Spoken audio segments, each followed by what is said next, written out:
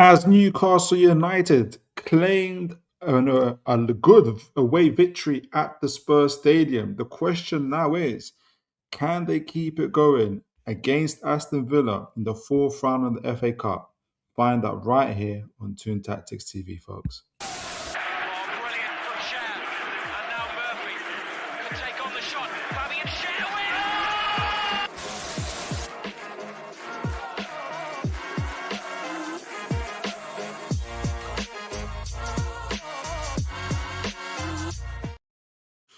All right, folks. How are you all doing? I hope you guys are having a blessed day, a blessed evening, a blessed afternoon. No matter where you are, what you're doing, you could have been anywhere in the world, but you're right here with me.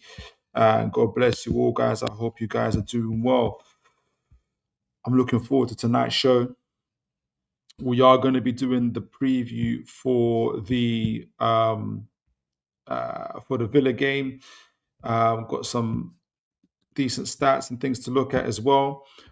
But we are also going to be doing a match reaction to the Spurs game. And while I'm talking, just trying to find our data and our stats from the game as well. But whilst I'm doing that, guys, hit the like button, like, share, and subscribe if you're enjoying the show. Or if you enjoyed it, we'll just start the show. To be honest, so if you're new here, you're like, you have to wait before you find out if you're enjoying the show in the first place.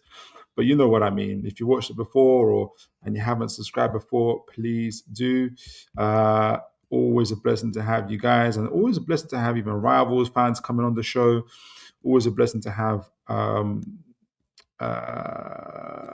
fans from international fans from abroad join the show as well. It is an absolute blessing. But before, I finally found it as well. But let me know how you guys are feeling. I had to add this because you guys think about the thumbnail and everything else, but with all the media hype and online and uh, stuff, obviously a bit of stuff on the from the terraces as well. Obviously, after the Brentford game, the Brentford loss, there was huge conversations. And look, even to some point, Eddie Howe said justifiably so that Eddie Howe's job was in question. Thomas Frank's job was in question, and obviously he got the sack after this job itself, after the game against Newcastle, and he can tell you it just shows you that how quickly things can change, and I guess hence the thumbnail really. And still, and still, Eddie Howe is manager. I'm personally very happy about that, but also I'm also happy and delighted that we won the game. It was such an incredibly important game to win for us. It could have really sent us backwards into the dark ages of not dark ages, but like it was really Europe would have been, forget Champions League, Europe in itself would have been in jeopardy, and so that was important for us to win. So I thoroughly kind of thought it was important. So whilst let me know what you guys' thoughts were on the game. As always, let me know what you guys how did you guys feel about the game, the team, individual performances. We're going to get onto that in a moment when I find the share screen button. I can share the game with you and I can say share. I have to get used to this layout. Honestly, I have to get used to this layout. Is it this one? It's not even this one. I can't get used to this layout. I prefer the previous layout. I won't lie to you guys.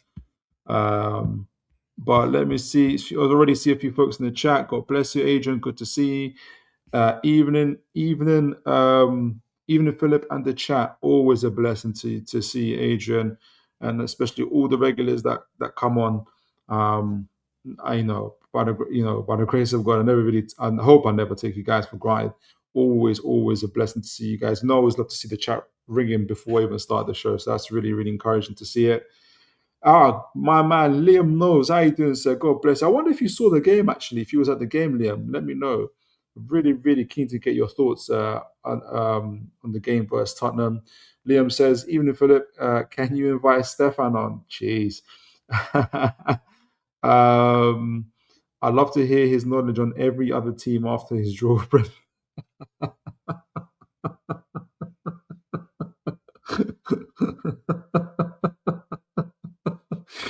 Oh man, you know what? Stefan's an incredible guy, man. On and off the screen, honestly, he's an incredible guy, man.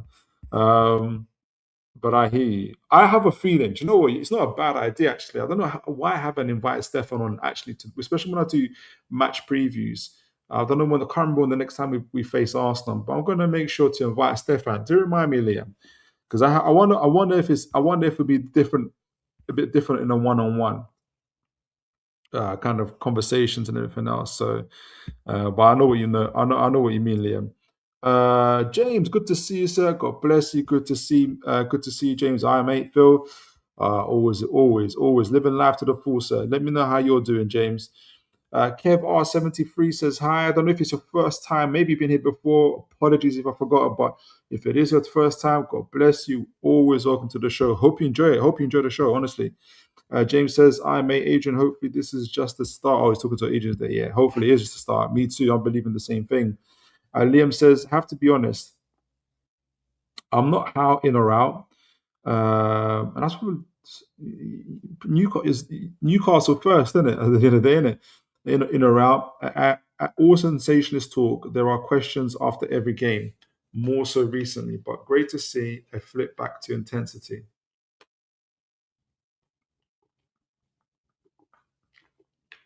Do you know what, Liam? I was thinking the exact same thing when I was watching the game.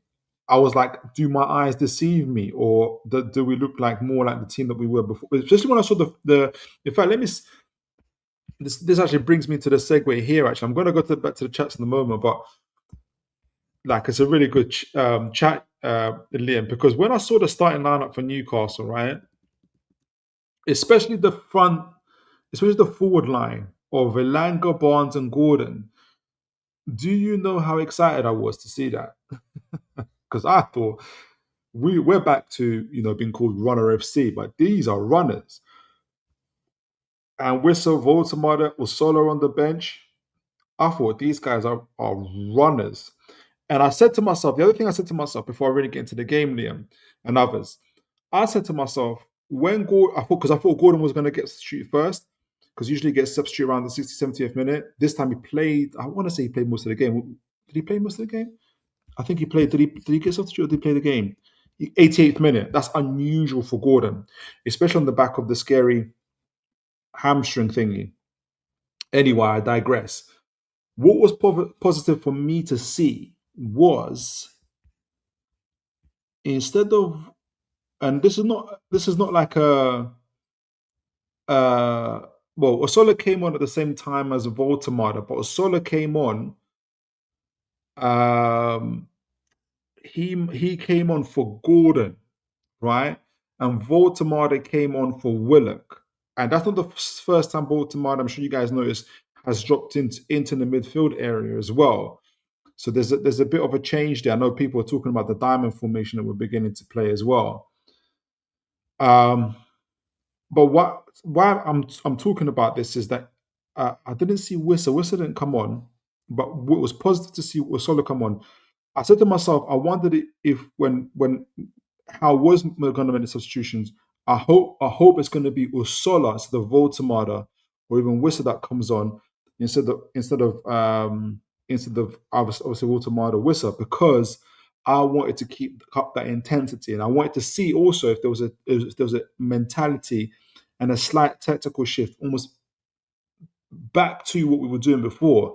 And Eddie Howe essentially fulfilled that promise to me, or a personal promise to me, and kind of return back to that. So it's good to see Usola back on, and I wonder if there's going to be a repeat of that for this Villa game as well. So I wanted to highlight that.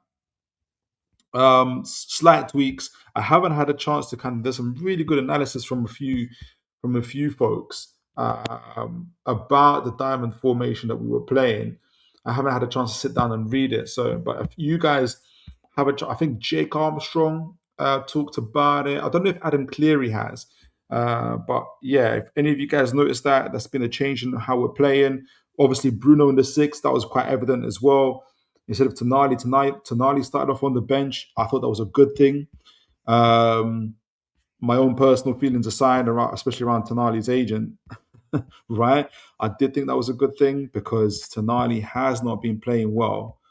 And we all know that Tonali wants to play up front. Not Tonali, Bruno wants to play up front, but we needed him in the six.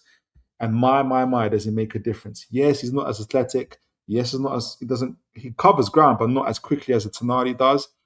But is he better with the ball? Is he better in the kind of in tight spaces?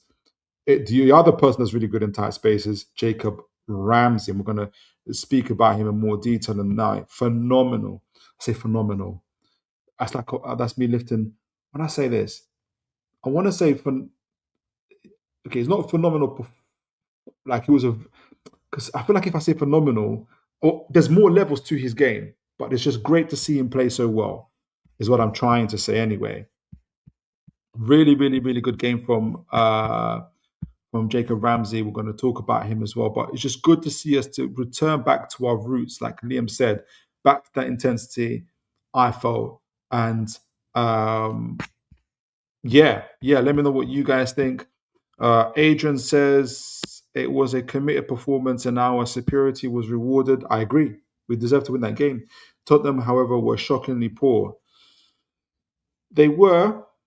I like to think we made them that way, but then it is difficult because they are so poor. It's difficult to see how much it was us and how much it was them because they're so bad. We're going to find out against Villa for sure. We're going to find out for Villa for sure. James says, well, not the best ever, a little bit of a challenge with the cold at the moment. Oh, so, James says, well, not the best ever, a little bit of a challenge with the cold at the moment. Unfortunately, it's a big challenge when you're high risk. I feel like I walked into the middle of a conversation then, James. Clarify that for me, please. Do you have a cold or somebody has a cold? Does someone on the team has a cold? Let me know. Kev R says, been here before. Big up to you then. God bless you. The fact that you come back means that hopefully we're doing all right. I'm doing all right. Just seen you were on, so thought I'd give you a listen. Now, fair play to you, Kev. Fair play to you, Kev. Fair, good to see you, sir. And Liam says didn't go to Spurs, but went to City. Game was gone a bit. Fan mentality was on point. Support was superb as usual, as it always is. FA Cup has to be the aim. 100%, 100%. I absolutely agree with that. I don't believe in this. I don't believe in this thing was, if we just sacrifice this cup, that we can have more players and more time for that cup.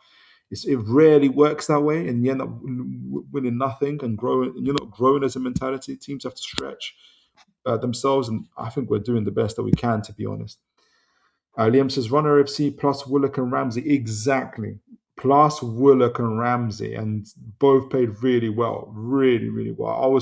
Willock deserved, speaking of Willock, man, should that have not been an offside? I can't believe it. I'm not even talking about I personally think they took wherever they measured it from, I think they took, someone else that showed that where the angles were. I just thought they took the wrong angles. Even where Willock's starting feet was, but what I loved about it, regardless, how is the movement before that pass went, the movement, and this is why we're so people, mockingly try to call us runner FC, but the movement that we did, and this is what makes it so difficult for teams to mark on the movement that we had coming to that game. I think it was Gordon that dropped deep. Willock that went on his butt, excuse me, went on the shoulder. Good first touch, dropped the shoulder, hit it bottom, pretty much bottom corner. I thought it was really, really good to see. Really, really, really good to see. That harkened me back to 22-23 season. James says, method defense. I kind of wasn't surprised. We needed to give a break to at least Lewis Hall. The rest, I wasn't surprised. And that's another thing, exactly. But it was Burn on the left, surprised. I'm hoping for no concerning injuries, and Bruno, we need him on Saturday. Exactly. I haven't had a chance to look it up, but I hope Bruno Willock, who looked a bit shaky, Bruno was limping. I know that there was that famous scene with Trippier and Bruno pushing Howe into the fans. But if you focus on Bruno, he walks away literally limping. And I'm like, man, come on, man. Don't do this, Bruno. Um, James says, Phil, did you listen to the interview from the True Faithful Newcastle channel? They had a brilliant interview today with Luke Edwards, something I actually agree with him about, but sometimes don't disagree. Let me know what was good about it. I didn't. I would have. I'm sure that was. I have to. Excuse me. I'll have to look at it later, but I'm sure it's good. Let me know what like, if there was the one thing that you thought was really really good about it. Let me know. Liam says Ramsey breakthrough was PSG. Yes, yes. And I think at that moment he thought, if I can do it here, I can do it anywhere. Right? If I could do it against Vitinha, and I forgot who played for them. Was Ruiz playing? I think Ruiz played against this guys. I can do it anywhere. It was really good performance. I was going to call it phenomenal again. Ramsey breakthrough was PSG in the double pivot. Now I believe he deserves a starting place. Yes, he does. He plays like a man who believes he deserves a starting place for sure. Awesome in the 8th versus Spurs. Yes. One eyebrow. Exactly. A loose eyebrow, in fact. Sometimes you get a loose eyebrow just hanging off. Liam says, early intensity crushed Spurs' fragile confidence. They were poor, but we had to capitalize. And we did. And we absolutely did. James says, either needs to be on Saturday. Ramsey, Bruno, and Sandro, even though he's out of form, he's only defensive people at the moment until we have the Tino and Miley back in midfield. Yeah, that's another gentleman I'm waiting to come back. Mr. Miley himself. Mr. Miley himself. I don't disagree with you. When we do the tactical breakdown, it's going to be interesting to see. All right, so just a quick run through them. Say quick, because we're kind of yeah. We again, I got to get over this layout. It makes me doubt what I'm seeing for some reason. Yeah, Tottenham had the higher possession, but anybody watching the game that didn't really matter. All right, folks, just a moment. I will be back in a moment. Just 2-minute break. Sorry, guys, I have to go get the door.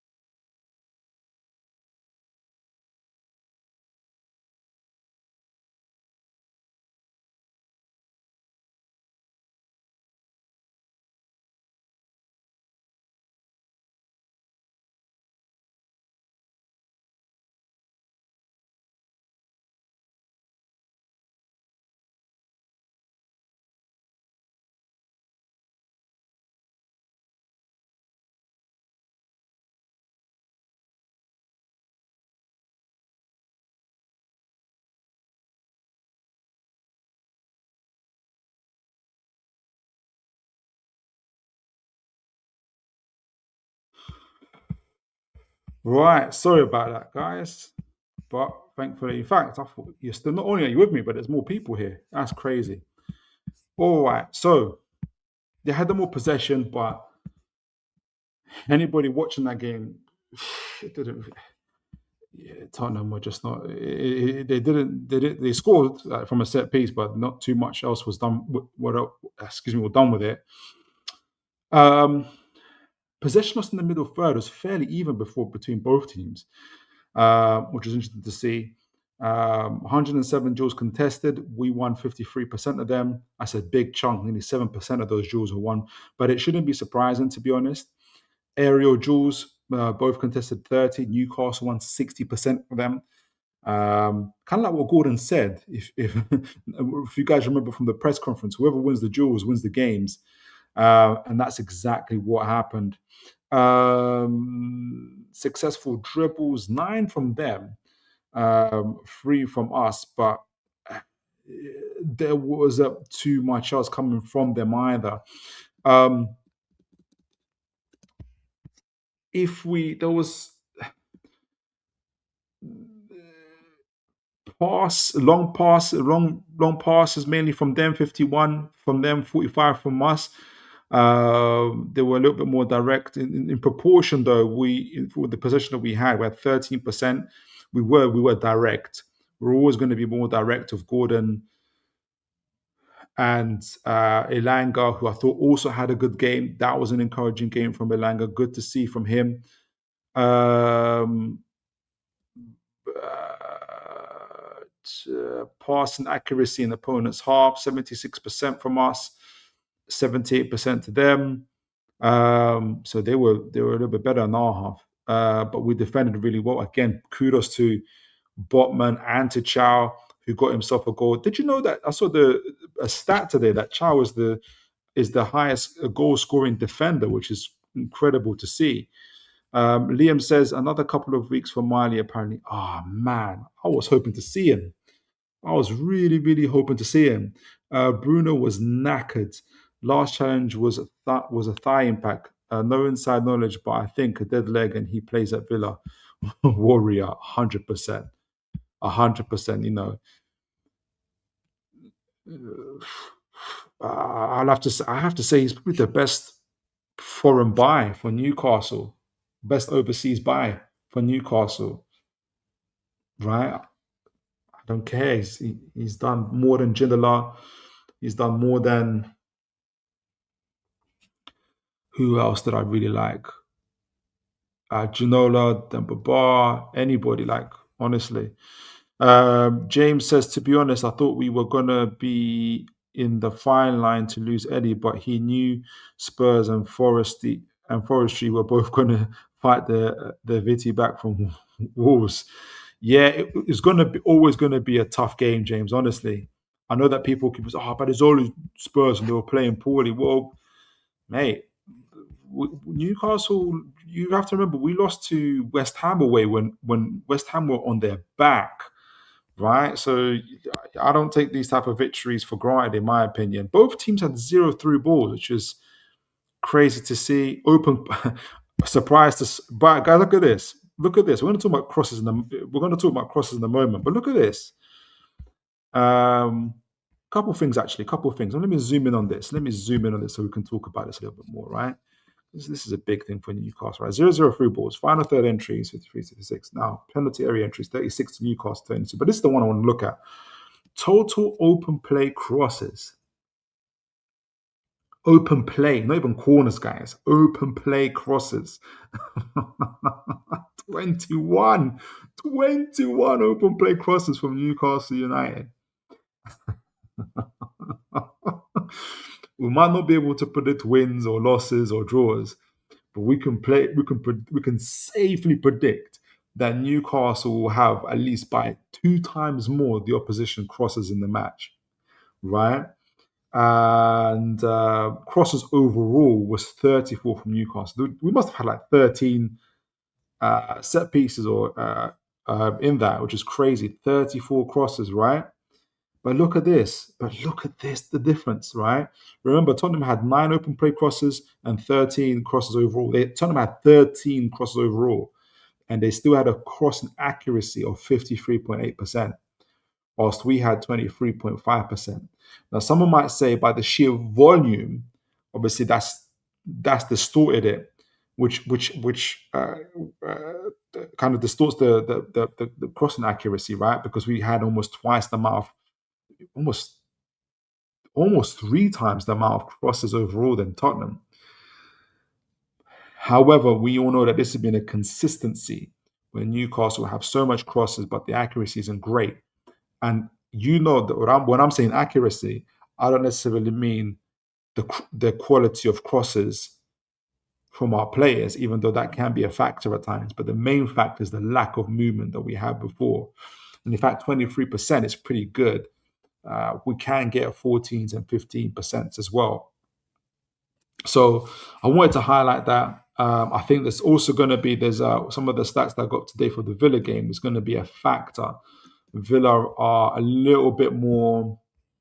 They have a bit more versatility in terms of how and where they play the ball as well. So that's going to be something to look out for in the game itself. Excuse me, James said. Oh, James is talking to Liam. Let me go back. Right, so goals, obviously, the most important metric. Newcastle scored 2 goals to Villa's one, not to Villa, to Tottenham's one. Obviously, it was disappointing to concede from a corner, but also disappointing to see how Pope pushed himself into like Van der Ven and tried to claim he was getting hand, that he was fouled. Like Pope could have done better. Like we really need a new goalkeeper, and it was good. At least today, I think it was today, Verbruggen of Brighton was linked to Newcastle. In fact, I need to put that on one to watch onto my one to watch list because from the eye test, not the eye test, because I haven't really looked at his stats. Verbruggen is I like Verbruggen. I don't know if anybody knows him any better. I'm just looking up his name right now. But that, maybe once I look at him in detail, I might change my mind. But, from what I can see, he's very much a modern day goalkeeper. Seems like a decent shot stopper and good with his feet. And lo and behold, Chelsea are also gearing up to try go for him to challenge Bayern Munich. So everybody's after him. That's great. So yeah, just as I was talking about it, he's already been people are already trying to snap him up. So yeah, I think Pope could have done better. But the first goal, what was so good about the first goal was obviously the disappointment from the Willock not get the Willock score being ruled offside, which I don't think it was. That was still what rang true throughout this whole game for me was mentality, right? So okay, the goal gets ruled out. We didn't seem to go into a shell at any point during this game. We just kept up that level of intensity, even that little bit when Tottenham were trying to do something to get back into it. Trying to get runners going on, try to do some, take some territorial advantage. Our forwards would drop back, defend, and then press from the front again, which like it just seemed like an extra. Not that they weren't lacking effort before, but there seemed to be an extra drive in what we were doing. So to get that second goal, to get that first goal through Malik Chow, again, Willock got the assist, really good corner, really good cross, excuse me, and Chow getting the header, and then I think Pape Sarr should be arrested for allowing. He was in front of Chow when that rebound came, and he allowed Chow to get in front of him, and then really cool finish from Malik Chow. I haven't heard enough people talking about it. Maybe they have, but a lot of people would have got a rush of blood and tried to blast the ball into the net. Would have probably hit the keeper directly at the keeper. But it was a cool side, kind of like a side pass, sideways finish from Malik Chow. Brilliant. Then obviously, like I said, Tottenham equalised for a really poor corner really poor corner to continue to goal from. But again, we didn't. It's like we said to ourselves, yeah, not like we expected this, but yeah, it wasn't like, oh, here we go again. It was more like it's happened, but there seemed to be like a real intentionality to say, no, we're not letting this go. Like no matter what happens, we're not letting this go. We're gonna get something from this game. And then the goal itself, Gordon picking up the ball centrally, then driving in, finding the pass to Ramsey, who scored with the first touch left finish, and to see him celebrate, fantastic. And from those of you that will remember when we did the scouting profile of Jacob Ramsey and why Eddie Howe would select him maybe above some other midfielders that were available, we talked about the chemistry that both Gordon and Ramsey had from their England days. Those are the type of goals they were scoring, those type of 1-2s. And it was really, the moment they scored that, that's the first thing I thought about. And it was really, really good to see that coming true. And hopefully we will see a lot more of those. And I can see my camera is off as well. Let me see if I can get it to work. All right, brilliant. So I thought it was an exceptional goal.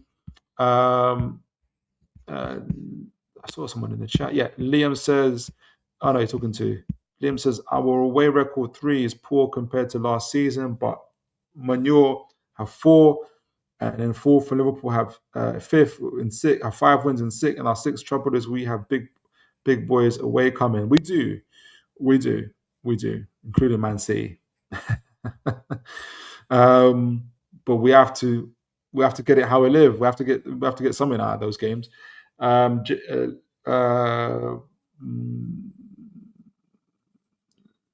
Liam says, agree, James. Howe never lets injuries slip. Surely Bruno would have been strapped and iced, or if worse. Yeah, probably. Yeah, exactly. I agree. Liam says, for Brugge, not for me. Give me Kobo. Nah, I feel like we've got a scouting. We've got a scouting scouting profile stream to coming up. We've got to go back to the goalkeepers for sure. James says Chelsea or Bayern Munich, else I forget the one that links to Verbruggen. Both can give him a Champions League spot. I think that's what he's going to look for. And if we don't get Champions League, if we don't get Champions League, our options are limited with a lot of players. James says we will try. Will we try to this summer? But I'm hoping we're going to look for someone different than the Man City youth goalkeeper. I don't trust him. I don't think we're going to go back in for James Trafford. Nothing that I know of, and this is maybe I'm just picking up myself, but when I remember Eddie Howe being interviewed about it, James Trafford, and not that he, how he's super balanced, but I just got the feeling that whatever happened in that transfer situation, he doesn't look like he's going to go back in for James Trafford at all. Plus, his wages are way beyond ours at the moment, beyond what we'd want to pay for him at the moment. So that just rules him out. Goals, we scored 2-1. That's the most important metric. 21 shots to their 16. Again, good to see with 5 shots on target, 9 that were blocked, 6 headers, 4 shots outside the box to their 6, 17 shots inside the box. So we dominated those parts. Shots accuracy, excluding block shots, 41%. Now, for me, I don't remember us having a higher shot accuracy so far this season. I'm sure we have somewhere in the Premier League, possibly, but I haven't seen a higher one. So that's really, really good. Shooting accuracy is 23%, but shots accuracy excluding block shots 41%. I haven't seen it higher than that. We had 10 key passes to their 15, which must have led to a shot. So that was really good to see. Let me have a quick butchers at the XG map and then the passing lane before we get to the preview for the Villa game. But which one is Tottenham? Will be purple, right? Yeah, so Tottenham are in the purple. They had a total of 1.8 XG, which is quite high. We don't typically concede that much XG, and we had 2.48. So we all almost deserved 3 shots. And this goes back to what is you're even going to see this in the stats for Villa game. Our shot volume is always going to be high. Now this time it's a little bit better in terms of actual shot quality, right? But typically there's a lot of shot. Excuse me, a lot of shot volume and in the right places for some reason, but our quality isn't always great. But this game was a lot better. Botman Heroes 0.5. I think that must have been the header. Gordon 0.37. Trying to get somebody else here. Botman, Gordon. I think this is the goal. Malik Chow, 0.29. Better. A couple other misses. Botman again. Chow on 1.57. What did Ramsey get? This is the Ramsey goal. This is how hard it was. The Ramsey goal was 0.087. And it was difficult. It's surrounded by like 3-4 players. He had that millisecond of space and time. Not even space, really, just that millisecond of time, and he placed it really superbly well. He did fantastically well. And this this goal was just from Gray was really bad to kind of concede. Like I said, 0.56 because our goalkeeper wouldn't come out for whatever reason. So much better. The majority of our shots, 16 of our shots, inside their goal. Really good.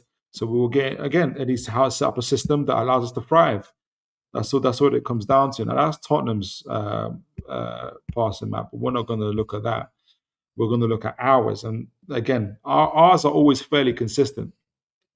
For those of you who aren't familiar with pass maps, pass maps essentially give you an indicator of the passing patterns or the patterns of play, excuse me, or the team has played. So it's got the average positions of the players. Obviously, you see Bruno here in the 39, Ramsey here in the 41, Gordon and Willock pretty much next to each other through the middle. Now, average positions is average positions. It's not that the team was playing like this, right? Throughout the game. So you also have to be careful with average positions, right? You just get an average of where they were. Whenever you get a heat map, you're going to see the heat map, literally them here, there, and everywhere. Anyway, but to the actual passing, you see the lines in between? The thicker the lines, the higher frequency of passes between those said players. The thinner the lines, obviously, the less passing. So, for instance, if we look at here between Burn and Botman, there was 14 passes between the two of them throughout the game. 9 of those were from Botman to Burn, obviously, because we were always going to the flank, to the left side. 17 passes between Barnes and Burn. 10 of those passes were from Burn to Barnes. I'm just trying to get up the field as well. So you can see like a fairly either 3 or 4 man triangle to square kind of forming here between Barnes, Burn, and Ramsey. So 7 passes between Ramsey and Ramsey and who? And Barnes and Ramsey and Burn on that left-hand side as well. Other little triangles between Ramsey and Bruno, 9 passes throughout the game, but the main kind of passing patterns were from Burn and Barnes, trying to get that right. The other one was on the right-hand side was between our number 20. Who's on number 20? How can I forget? Elanga. So Trippier and Elanga, 20 passes between them throughout the game. 14 of those passes were from Trippier to Elanga. So you can imagine Elanga did only 6 passes from Elanga to Trippier. So very much forward thinking throughout the game. And then Elanga, so 11 passes between Elanga and Willock. And Willock did a terrific job leaking out the play. Him, Elanga, and were really causing absolute problems down that side. Other little triangles that were forming on our side of the pitch. Obviously, Bruno connecting with everybody pretty much. But 9 passes between Bruno and Chow, him collecting the ball. Bruno and Trippier, 14 passes between them. Again, all part of our build-up play. So we know that we love to attack on the flanks. That's our main thing. That's what we like to do. So and that's where I guess a lot of our build-up. You can see our build-up play here from Pope between the 4 gentlemen here, Burn, Botman, Chow, and Trippier. Between them, 14 passes between Burn and Chow, 15 passes between Chow and Botman. Obviously, they're right next to each other. 14 passes between Trippier and Chow as well. 14 passes between Bruno and Trippier. 9 passes between Bruno and Burn. So that's where a lot of our build-up play was happening, trying to get it out wide as well, trying to connect and keeping our forwards active, really. Gordon, for his part, was obviously our main man, our striker. I can't see the passing lanes to him, but there's a couple. There's about 3 or 4, but I can't seem to get the Gordon and Bruno, 5 passes between them. Gordon and Ramsey, 4 passes between them, including the goal itself. Gordon and Chow, 4 passes between them. Good to see them connect. Gordon and Barnes, 5 passes between them.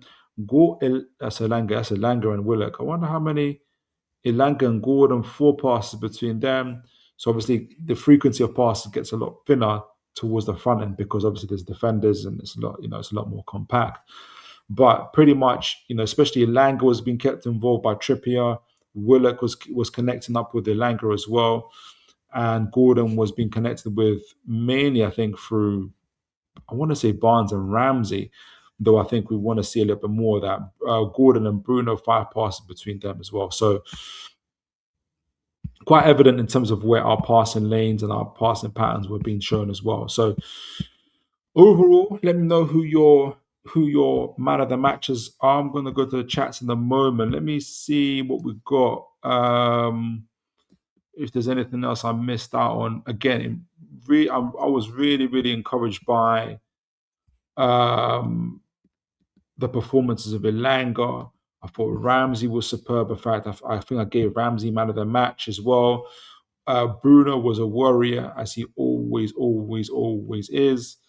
I thought Gordon led the line super well, stretches the pitch, stretches the play.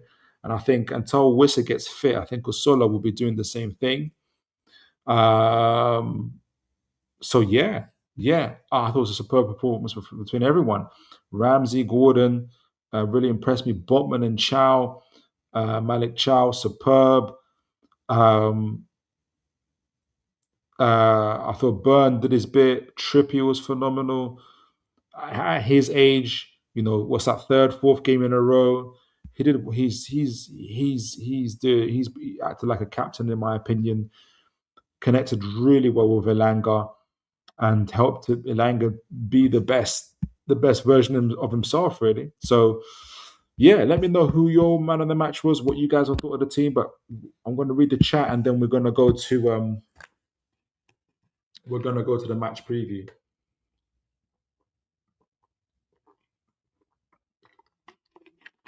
Ooh. All right. Let me take this off. Okie doke. So Liam says, good to see Ramsey shooting on sight. Yes. And that wasn't the first one he had. I think he hit one over. Did he hit one over? A couple blocked, yeah. He commented after the game had challenged him to challenged his numbers, tidy, positive player. Exactly. And he did, and he responded really well. Especially I love the way he celebrated. Like, I love the way he celebrated. I enjoyed that. I said, my guy. James says, I want Jonas Erbic or Kua Santos. I really like when I don't know the players. It makes me want to go research them. Brazilian small goalkeeper, but he's pretty. He's pretty. I've watched him live. Pretty good, I think. Yeah, watched him live. We have that's football, and he completely surprised me. He's only 5'7". Eddie Howe's never, ever, ever, ever, ever, ever, ever, ever, ever, ever, ever, ever, ever, ever, ever, ever, ever going to buy a goalkeeper that's shorter than 6'2", 6'3". Liam says Gordon game underrated. Yeah, absolutely. I don't know. I really, some of the comments about it, I'm like, geez, you guys really can't see the difference when Gordon plays up front. Okay. Press on point, as always, phenomenal. Quick interchange, play tended to start with him laying the ball off to runners and spinning. Yes. So he's superb. He's superb of that. James says, played 14 matches, 17 goals, winner at 3 clean sheets. Very impressive for 21 years old kid Santos. I like them stats. Is it the 5'7" guy? Let me know. Dave, good to see you. God bless you. He says, Dave says, if Elanga, Willock, Ramsey can play like that with Voldemort out front, we'll be so much better. Well, I think Voldemort has been put in there. he's playing at the tip of the diamond, I think, of the midfield. I don't know if, yeah, like, I don't think, I think at the moment in the number nine sport, it's between Gordon and Wissa, and I hope it's going to be Usola before it's even Baltimore at this moment. I think Baltimore, there just needs to get comfortable. Baltimore, because teams have got used to him. So Eddie Howe needs to kind of pull him from the firing line of being a number nine. Liam says, man of the match, Ramsey, always forward thoughts. Botman, quietly superb, loves a physical battle. Yeah, I agree. I thought it's good to see Botman playing like this as well. I can't remember if it was you, Liam, but someone said that he's playing like he trusts his body, he's free. And I totally agree with that. James says, my man of the match was Jacob Ramsey. I totally agree with you, James. I was with his performance. I absolutely agree with you, James. Honestly. Dave says, I have to agree with everyone else. Ramsey was class, defo man of the match. And I wonder, though we're not going to do this, but if we're hopefully not, hopefully this isn't true, but if Bruno isn't available, I wonder if it is worth playing Ramsey in the six, put Tonali a little bit further up. Yeah. Eddie Howe's never playing a 5'7" forever, ever. It's never, ever. He's never playing. He's never doing it. Never, ever. He's never doing it. All right. So let's get on with it. Let's talk about um Villa, who are having a terrific season. I took off my. Oh no, it's there. Good, it's there. Who are having a terrific. They're having a terrific season. Now, from you guys remember. In fact, let me just. Is it this one? Is it on the FOTMob? Let me get the FOTMob up. You guys remember, for those of you that watched, so we've played them twice already this season. 0-0 draw at Villa Park, where we dominated the 10-man Villa, but didn't get the goals. Then they came to St. James's Park, where they beat us 2-1. I want to say we got the higher XG in that game, but I might have been wrong. And now we're playing each other for the third time at Villa Park, fourth round of the FA Cup. And Villa are doing very well in the league.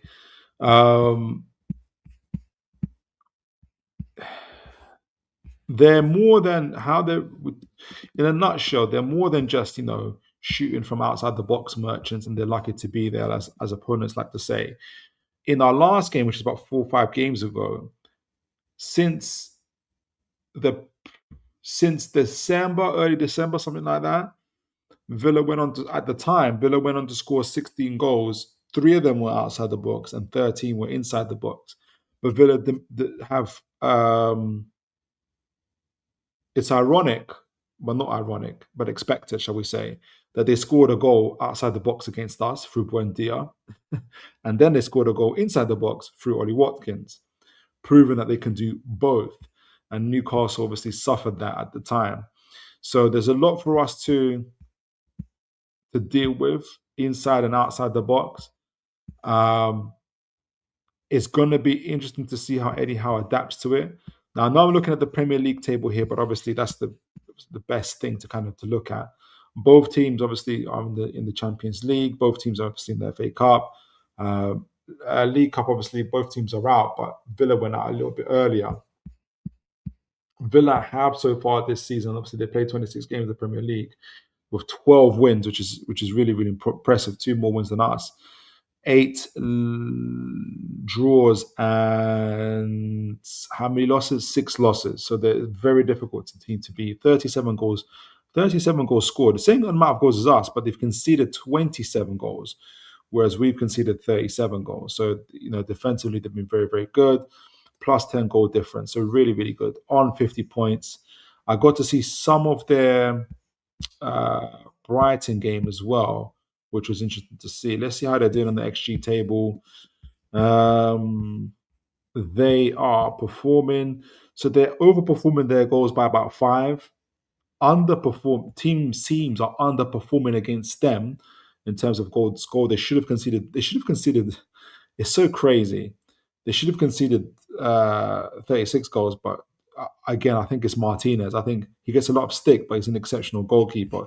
XG still has them over. XG has them overperforming by 18 points.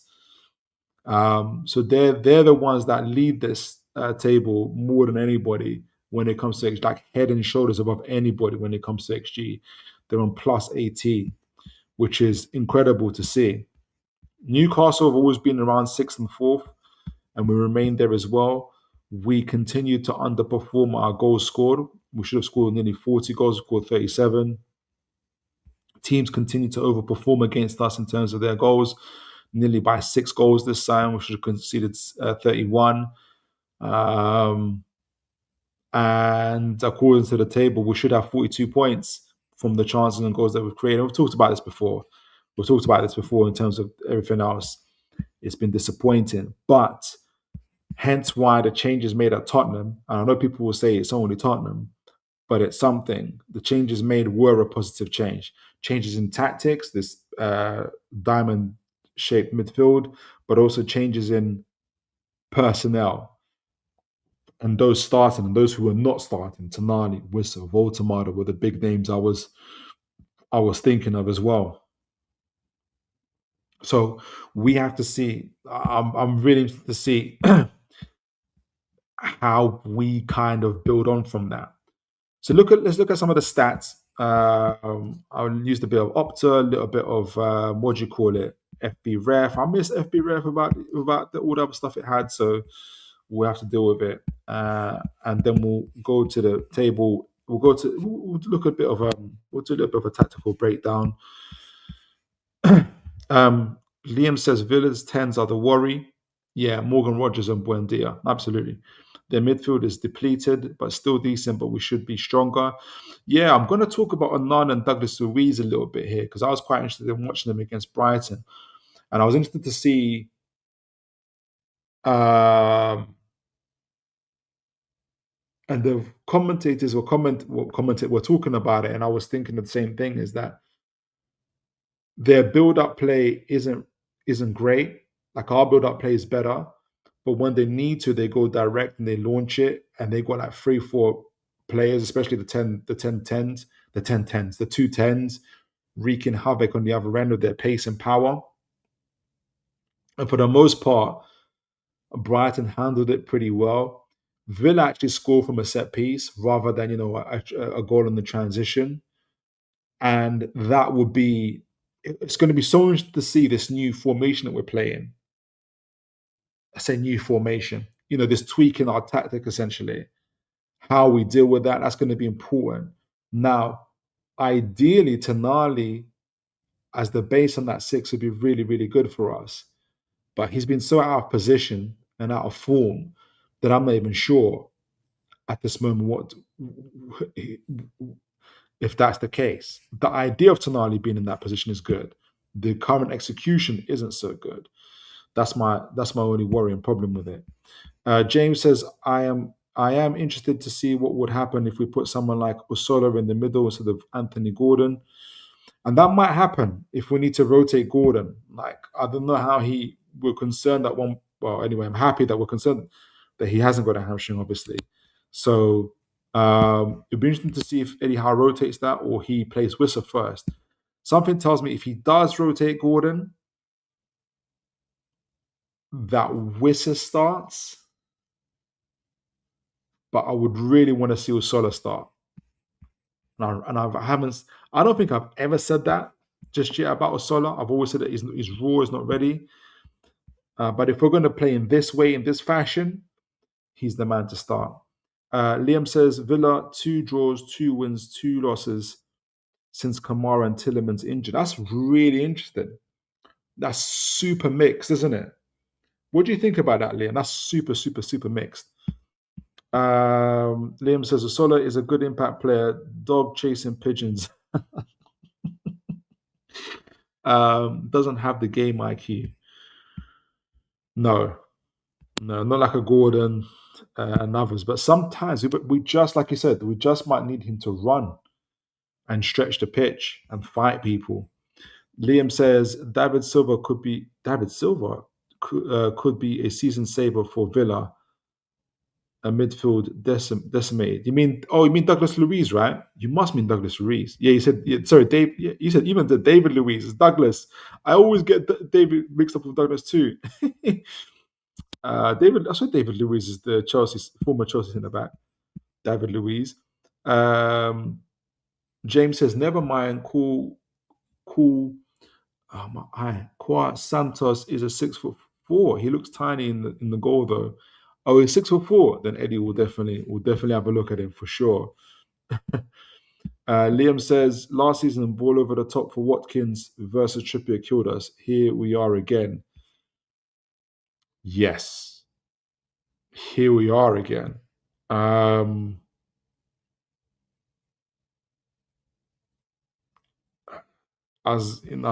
had Miley cross my mind, then I remembered you said 2 weeks, innit? Let's see what Eddie Howe does, and that's where Tonali positioning himself, screening the back four is so important. But we'll see. Right, so head to heads, as in terms of league context, we've obviously talked a little bit about it. Villa are currently third on. No, they're currently on 50 points. Where do these points come from? Now, this is the previous. This is FBF. FBF must have not updated the previous one, but basically, we have 36 points. Villa have 50 points. Yes, they beat us 2-0 the last time around at St. James's Park, and we drew 0-0. Um,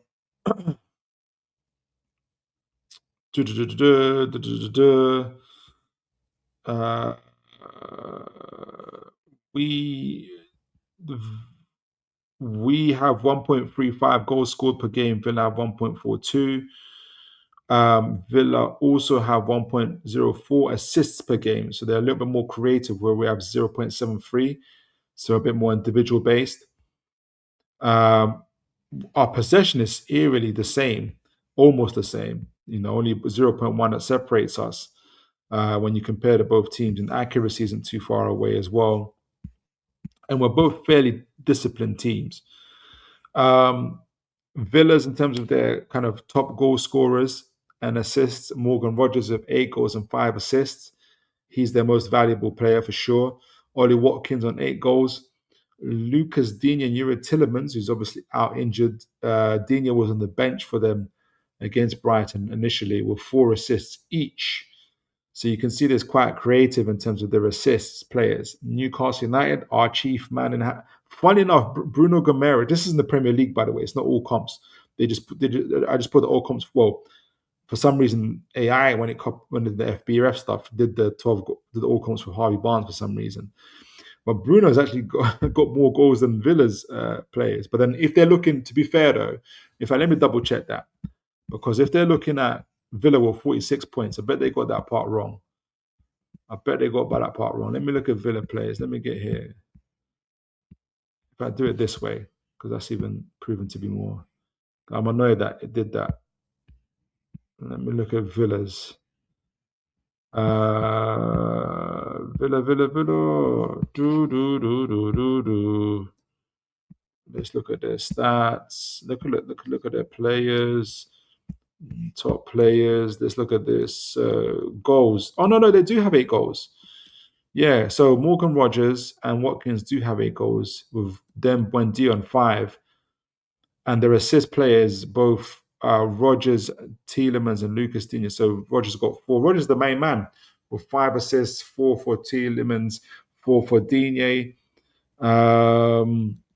Goals and assists is Rogers with 13, Ollie Watkins on 9, and Emilio Buendia. So yeah, you can see there's an obvious, very, very obvious threat there. So they do have the same there. Very, very kind of clear there in terms of what their concerns are. But, we've got our Bruno with 9 goals and 4 assists.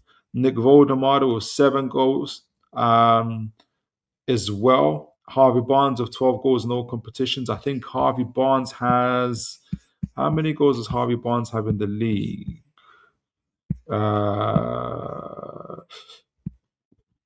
Excuse me.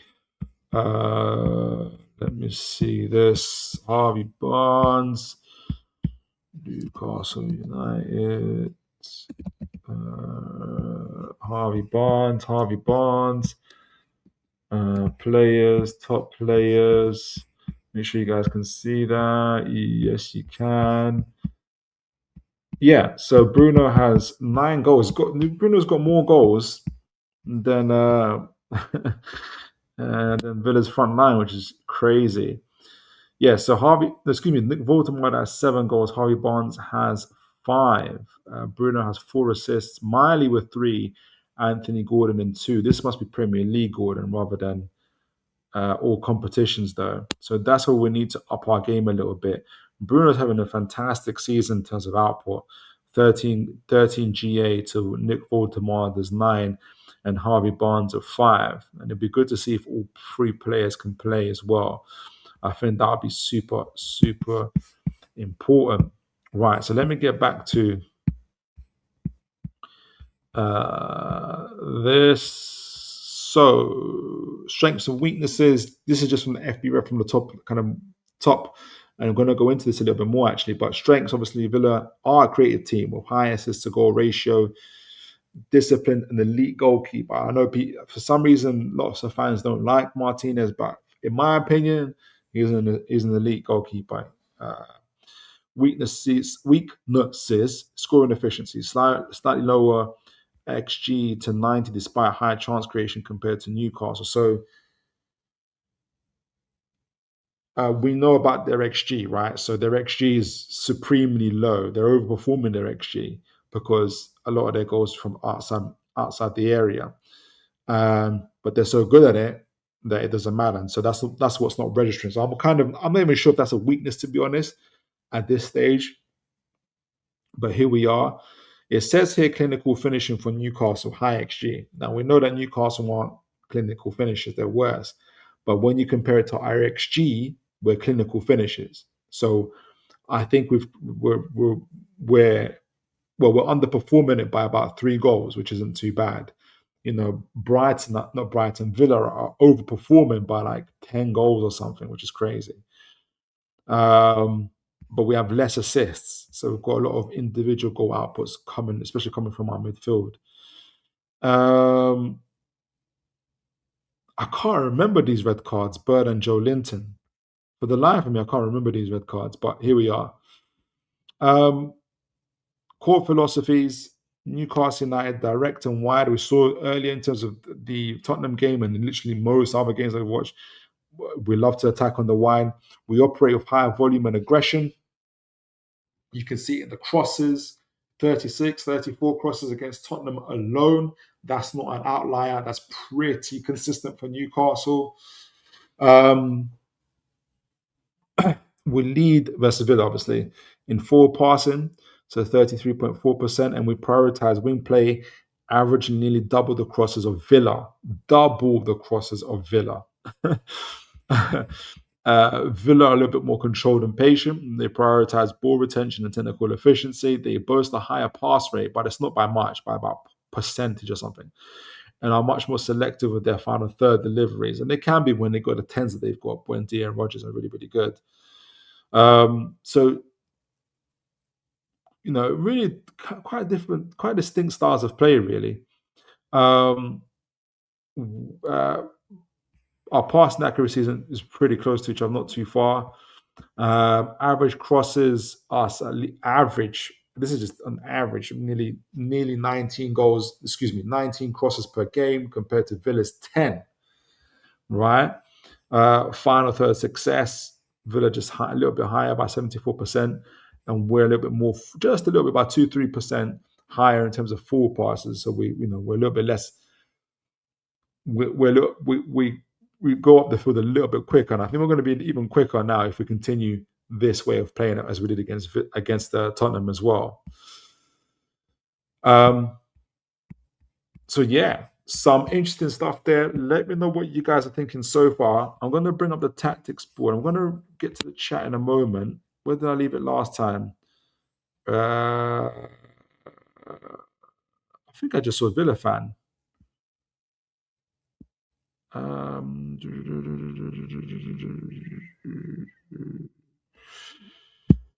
I did see Villa fan. So James says yes, but we're playing last time. Dan and Shah could look very Sven and Shah. They are both up their game.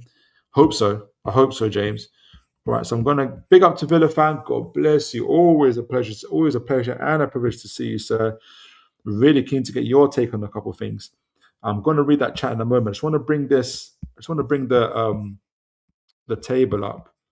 Make sure you guys can see it. I want to make sure I arrange the table. Villa fan, if you can, if you're still here, send in your predicted lineup. I'll be really, really, really keen to get your predicted lineup. And then if there is any other Villa fans here, I'd be really keen to hear your predicted lineups.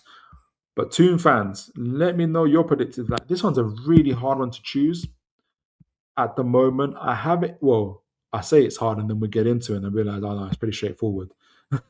Because literally, we probably need to rotate, or this player's injured, that player's not available for whatever reason. So let's see. And we're taking the risk on some of them because obviously I'd want Bruno Gomes to play, but is he fit? Hopefully he is. Hopefully he is. Can I get my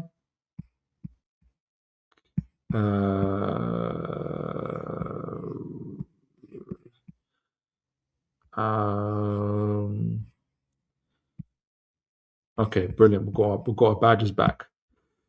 All right, so this isn't my selected lineup just yet. We're going to change it, but I'm just bringing the players. I'm going to read while I'm sorting this out. Send in your team. Send in your predicted lineups. Send in your score predictions from now as well, guys. So whilst I get this ready, and I'll read the chats in a moment as well. Obviously, Villa now have got Tammy Abraham, Douglas Luiz, who they brought in recently, whilst obviously Tielemans and McGinn are injured. They also got this, I think it's Brazilian, Alisson, who was playing on their left. Too early to tell if he's any good. Kamara's off injured, I think, for the season as well. They've had a hard time with injuries, honestly. Hall, I think will be back.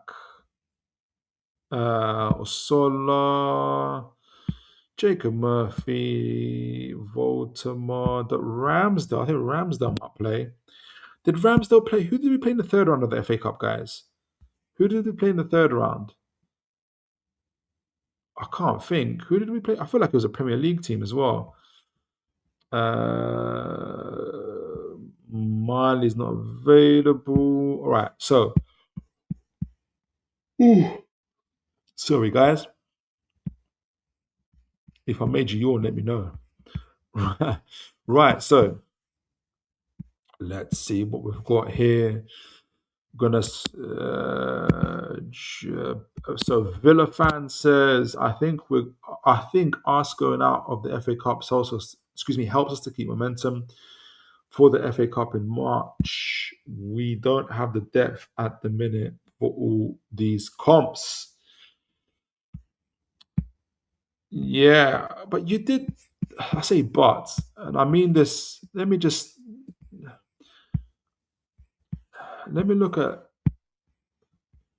You're probably. Let me just look at something because there was something interesting about the Villa game. Because Brighton have had more injuries than you, for instance, right? So let me see if you guys can see this. So I think Brighton, you can't see it. So let me put this up. So Brighton,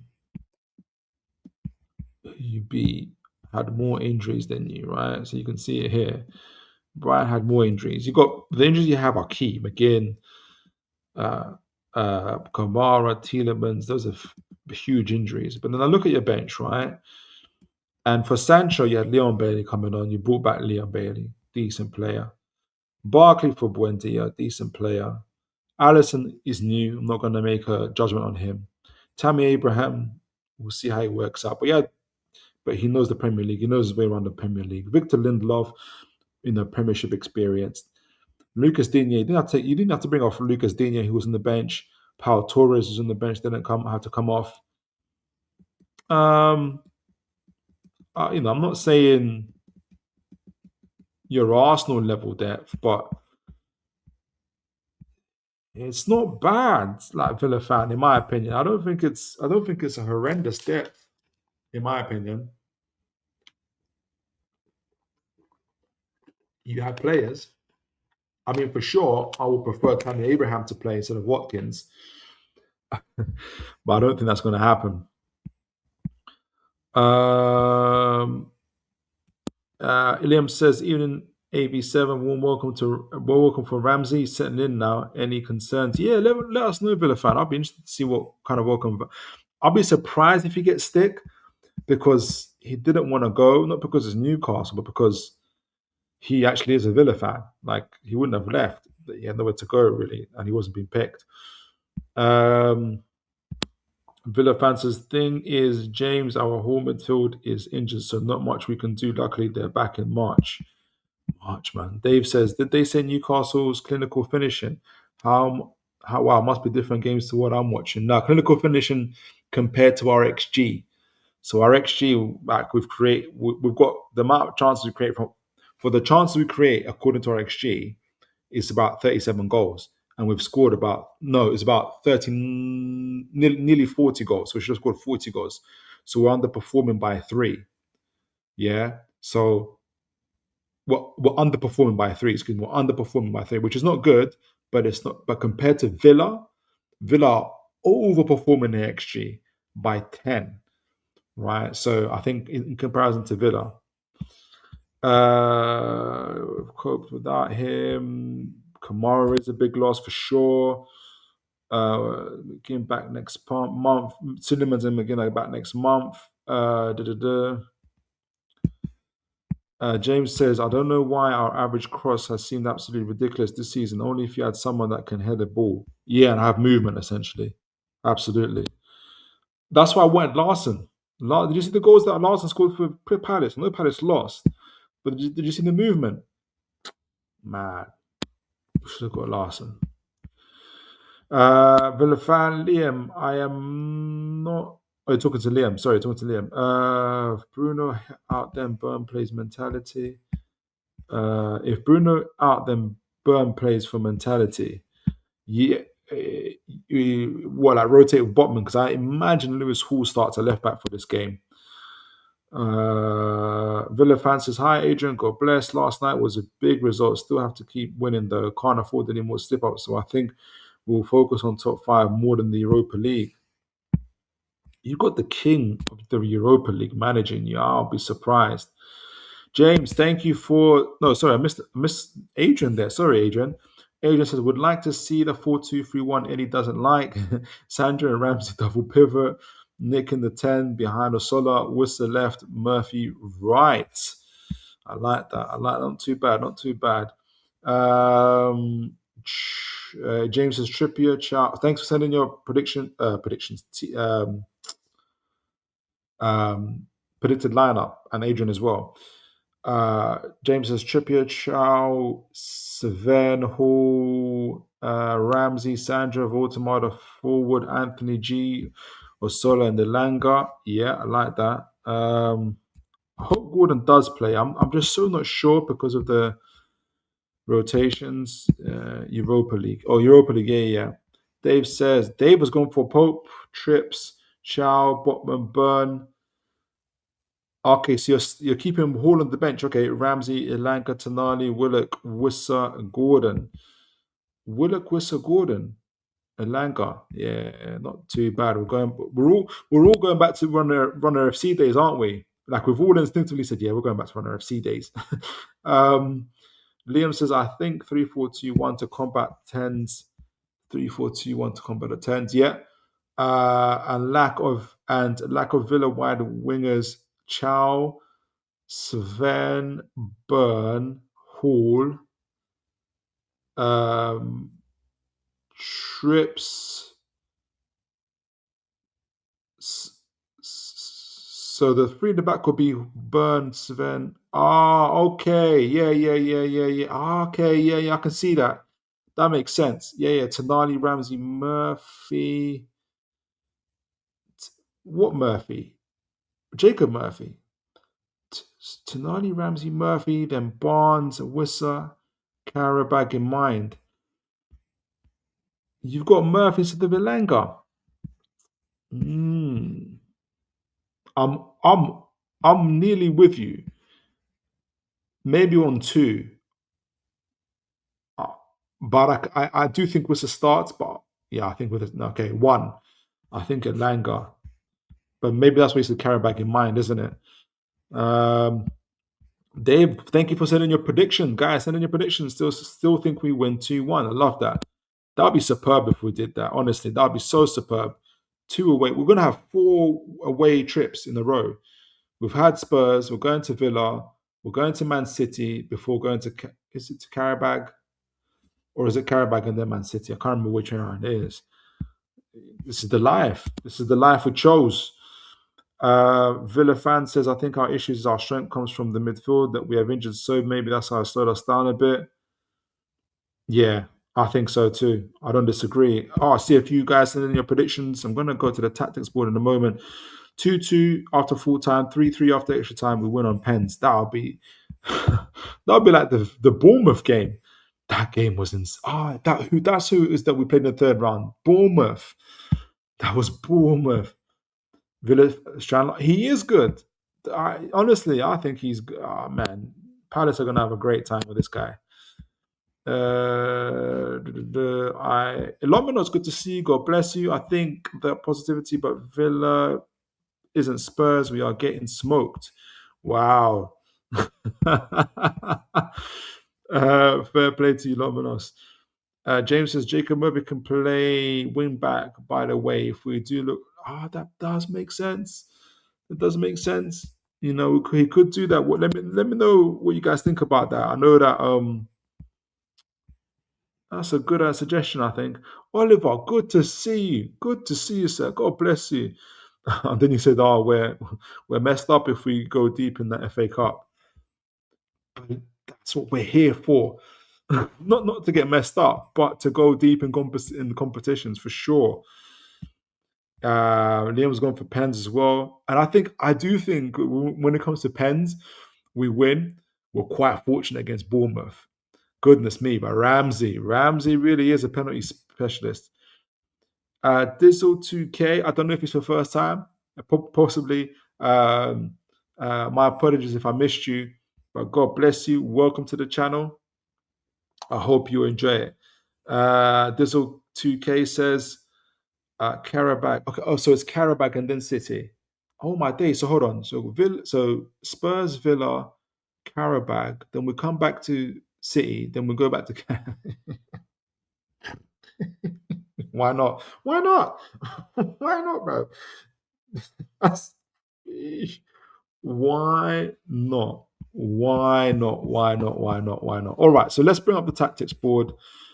Let me know. Thanks, guys. So many of you sent in your team predictions. I really appreciate that. I haven't even had a chance to think about it. Let me see. Hold on. Where are you? Are you on here? Let me take this off, and then let's bring this on. Let me know what you guys are thinking. I mean, I like everyone's got Villa fan. I don't know if you had a chance. Do send in your predicted lineup for Villa. I'm gonna leave it as it is for now. Um, but I wouldn't be surprised if Digne or Torres start, in my opinion. That'll be interesting to see. Right, for us, I think Ramsdale plays instead of Pope. I do think this. Um, how is Howe doing this diamond formation? Something along the lines of something along the lines of this, I think. Okay, so with the centre backs, he's got a choice. Where's Lewis Hall? I think Lewis Hall plays. I think Botman is possibly rotated out. He played against Brentford. He played against Villa. And how did this before? He rotated Hall, then he rotated Botman. I can't remember the games. So I can imagine Burn plays here if we are going to do the fourth this way, the same thing that we did against what do you call it? Who did we play? Spurs. But I do take some of the suggestions you guys made, which is that we might go for essentially like a 5-3-2 type of situation. We'll talk about that one in a minute. But midfield, Bruno, is he fit? Let's say hopefully he is.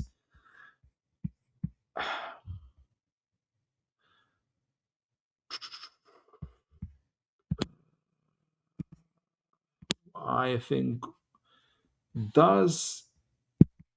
who gets rotated out, Gordon or Barnes? What would work? What I would like to see is, because now I'm just playing. It's like whack-a-mole. So I'm going to put on what I think I would like to see if we are going to rotate. Personally, I would like to see the same team, but I don't think we will see that. I would like to see Willock stay on. Can Elanga stay on? Excuse me. I would like to see Willock stay on because he did such a good job playing like this. He does it so well. And then we kind of go into a double-ish pivot like this.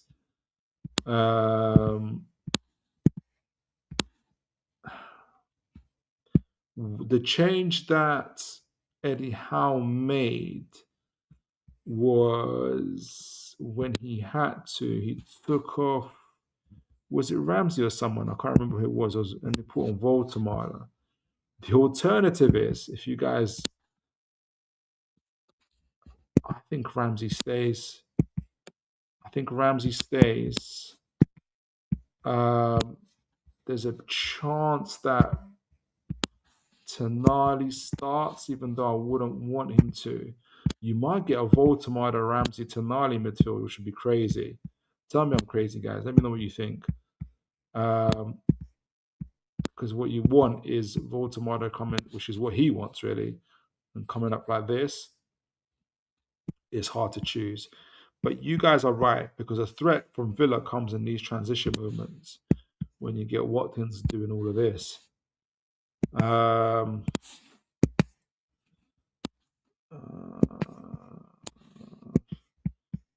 And they find these one-on-one situations. Douglas Luiz was super involved in the Brighton game. Not from an offensive part, neither was Onana, but I think he had like 70 plus touches of the ball. He was spraying the passes. So it's going to be very important that we lock him down. But this is the worry here if we're talking about one-on-ones, these type of situations. Last time when we conceded, Buendia got into this position and we did not lock him down quick enough. Where's the ball? Yeah, we didn't lock him down quick enough and he scored from here. But they love to get into these pockets. You're going to see Buendia, maybe Rodgers making a run here, making Burn think, okay, either I go out to meet Buendia and leave this gap in behind here, where the danger is, and he can slip in Rogers, and it's adios, bye bye. What's this now? Messed up. Let me get the highlight. Here we go, rectangle. Then we got this. Then we got that. All right. So then Rogers slips in like this, or I stay back and watch the run of Rogers, but then give Buendia another opportunity to shoot and hit top bins against us. And this is where Mr. Tonali, this is where the form of Tonali is so important, because then Tonali is going to be really important in allowing us to stopping this kind of stuff from happening, hopefully. Now, he can't be everywhere at once, but at least he can be in the position where he can screen and protect the defensive line. Voldemar probably doesn't start here, probably doesn't. How many games has Willock played now? Willock played against. He played against uh, Brentford. Played against Spurs. Can he do a third game in a row? That'll be interesting to see. If he can, great. If he can't, that not so good. I hope Bruno's fit. The other thing is, I hope Bruno's fit for these situations. That way, if he is fit, maybe if Willock isn't, it's almost like if you had a Tonali, Ramsey, Bruno, not too bad. This is livable, right? This is livable. This is like we can do something with this. I'd love to see Gordon stay. I don't know. My only thing is I don't know. Let me see what you guys are saying in the chat. I've got myself I've got myself in the tears. I'm like, not in the tears actually. I'm kind of like I'm trying to think. Oliver says, I wish we had the team to go deep on all fronts. We've got a bigger squad than we did last season, like for this type of situation. So we're doing okay in the Champions League. We're doing okay. We did okay in the League Cup. In the League Cup, got to the semi-finals.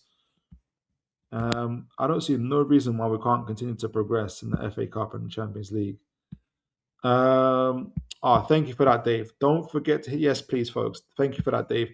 Don't forget to hit the like button, folks. Please do hit the like button. Always, always, always important. And if you enjoy the show, if you like the show, please do like, share, and subscribe. James says, I can't trust Ramsdale at the moment. His box control is really poor whenever I watch him.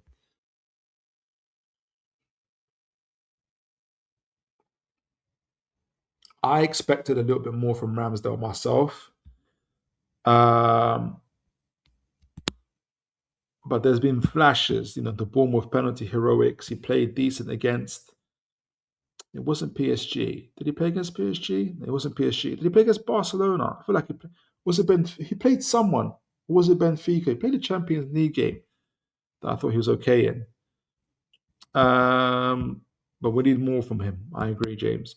Liam says Emery may flip the script with changes. He might. That's the other thing I'm hoping for.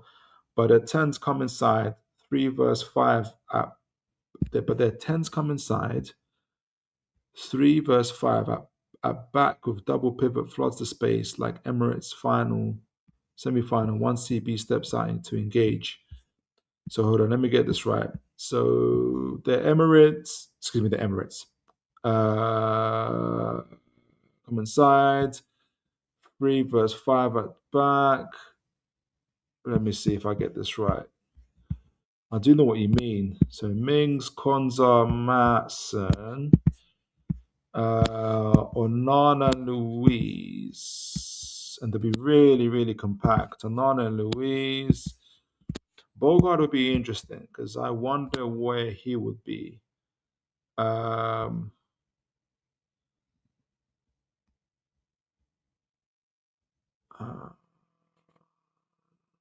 Okay, so Buendia. Where's Rogers? So Buendia, Rogers, and they'll be buzzing around Watkins. So it'll be, come on. There we go.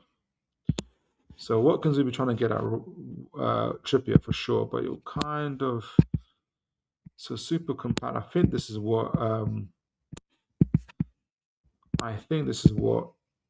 depends how they want to do it. Depends on what side. So if they go on the right side, Bogard will probably also step up with Sancho stepping inside as well, or at least keeping himself on the side here. And I think that's why you wanted to go free at the back. What might happen then if we do rest Bruno, we keep Botman. So that's why we do have the step. That's what you mean by that. I'm losing my words today. Therefore, you can have a centre back stepping up, so we can not worry about the. I see what you're saying, Liam. I do see what you're saying. Because now with the five at the back, right? What you then have is a situation where, okay,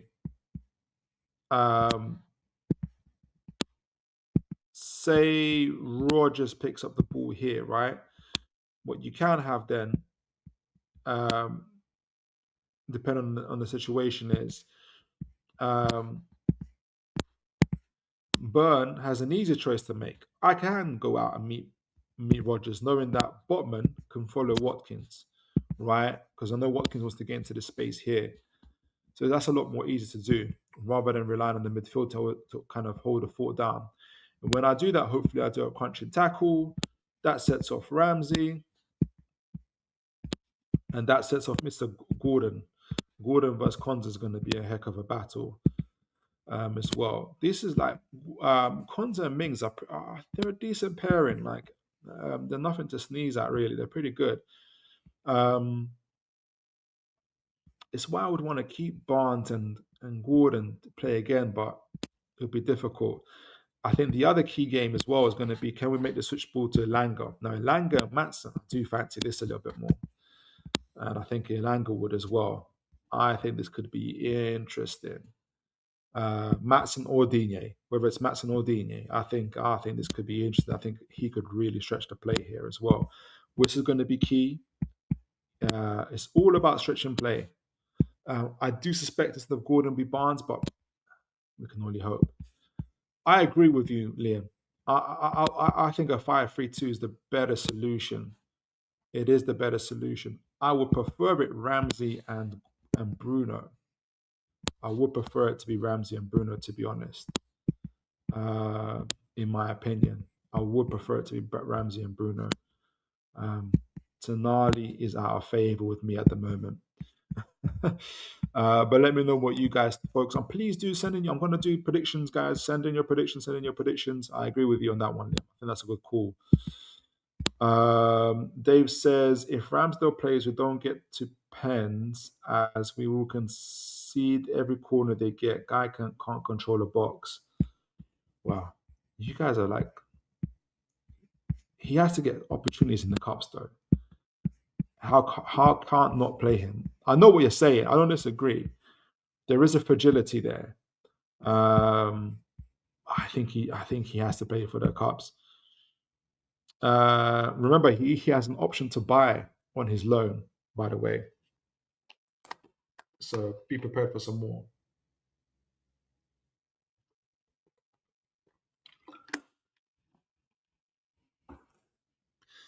Liam says, I think Willock, Gordon, and Langer subs if needed, rested today for UCL. Willock, Gordon, and Elanga for subs. Willock, Gordon, and Elanga. So if Willock is... Oh, I already got him off.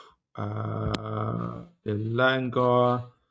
Then that will be Murphy starting. I don't know if I'd want him to start Gordon and Elanga. Gordon, that means Barnes.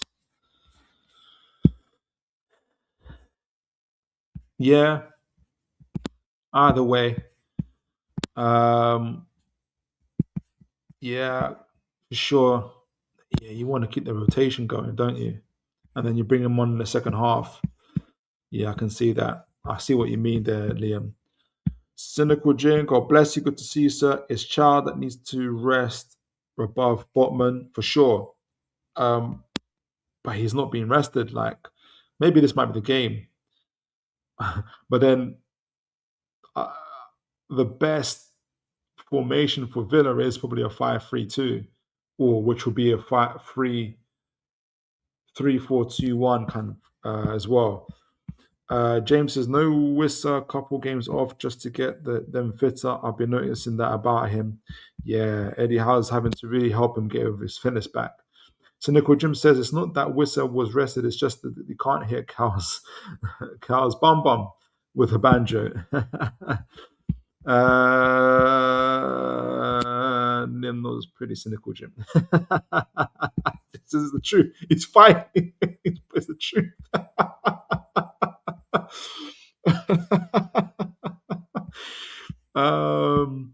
Cynical Jim says both Pope and Ramsdale have faults, but at least Ramsdale can kick straight. True. And that's the other thing about it, actually. And this is where it improves our build-up play again. Like our build-up play is pretty good anyway, in my opinion. But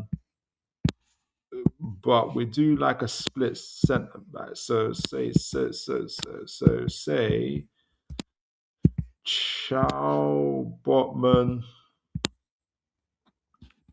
Well, it even depends how we want to do it. We can have either or both, really. But what Ramsdale's really good at, because the ball is going up like this. So this is where you can really take advantage, especially in the build-up.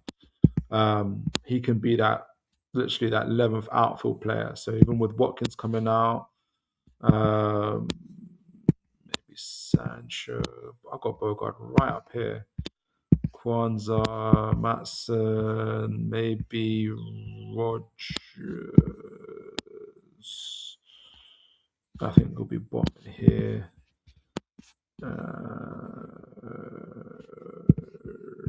Z, Bruno, Watkins, Trips, Buendia. It's not easy to mark this for them. You might get Hall even going in like this, but having the goalkeeper that can come out like this, so even if they do cross, he can go. He's so good at the short. He's actually really good at driving the ball. So even if he can do the short pass, but he's really good at just driving directly, getting it almost as close as you can to ball to feet. That's going to be something to watch as well. So we do have that advantage, to be fair. Guys, send in your predictions. I'm going to give my prediction in a moment. Liam Knowles says mean 3/5 at the back. I missed something with the 3/5 at the back. You mean when 3 when they're attacking and 5 when they're defending? Is that what you mean? I think that's what you mean. Villa fan says, yeah, James, we can't take penalties, mate. That'll be the best place for us to get to you. Cynical Jim says, if you play a back five, no one gets a rest, and we're proper thin on defenders to start with. That is true. The alternative is, yeah, that is true. It's what makes it so compelling. Playing the 4, you can rest someone and rotate. It'll be interesting to see. Liam says, spotted a great comment the other day for a keeper. Couldn't save a spreadsheet. That's the best one. Well, on that note, let me give my predictions. Guys, I want to hear your predictions. Come on, guys. Let me know your predictions for this game. Just looking at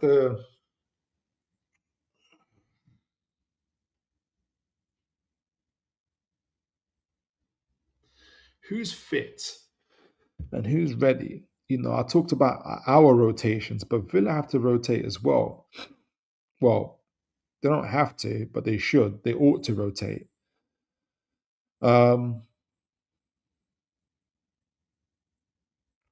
They are light in midfield, though Bogard can play in midfield as well. Pau Torres will probably play maybe for Mings if Mings isn't fit. And Digne could play for Matson if Matson's not fit. So the centre back option is not too bad. Do they keep Buendia, who's been playing as well? Rodgers, they'll probably play Rodgers and Watkins. Um, or does both Emery and Howe do the long game and they say, okay, let's see how it goes for the first 50, 60, 70 minutes, and then we put on our big guns? Or do they both go for the juggler straight away, play the big guns for the first 60 minutes and see where the chips fall? There's that. It's so intriguing. Um,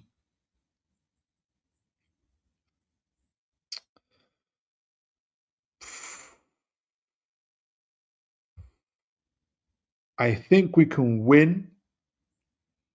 My predictions have not been great though. um, I think so can Villa win. Um, mm,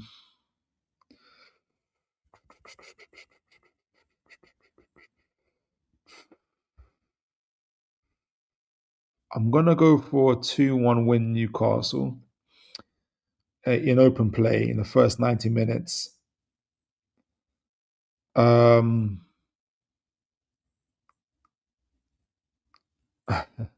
I'm tempted to say Ramsey.